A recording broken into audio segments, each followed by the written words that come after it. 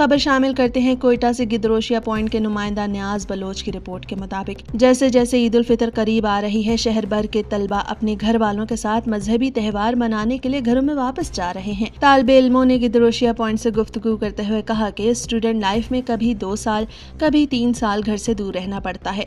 इस ईद की छुट्टियां फैमिली के साथ गुजारेंगे। यार एक बात बताऊं, मैं जो है ना एंजॉय करता हूँ, जो भी हो सफर हो जो ना मैं एंजॉय करता हूँ इसको।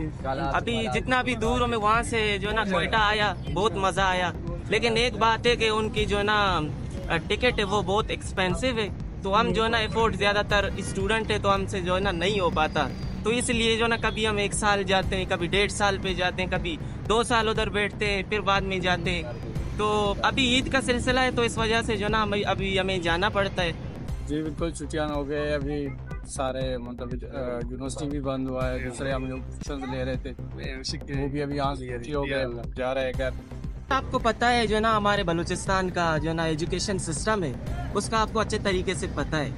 अभी जो है ना रिसेंटली आप देख रहे हैं यहाँ क्या चल रहा है बलूचिस्तान यूनिवर्सिटी में।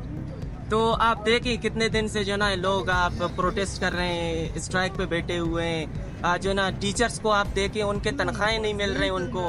तो यहाँ तो किस तरह से हम पढ़ाई करें। हम मजहबी त्यौहार मनाने जा रहे हैं अपने घर और फिर वापस इंशाल्लाह आके कंटिन्यू करेंगे पढ़ाई। किधर पढ़ते हो? मैं यूनिवर्सिटी ऑफ बलूचिस्तान में पढ़ाई करता हूँ, अच्छा डिपार्टमेंट।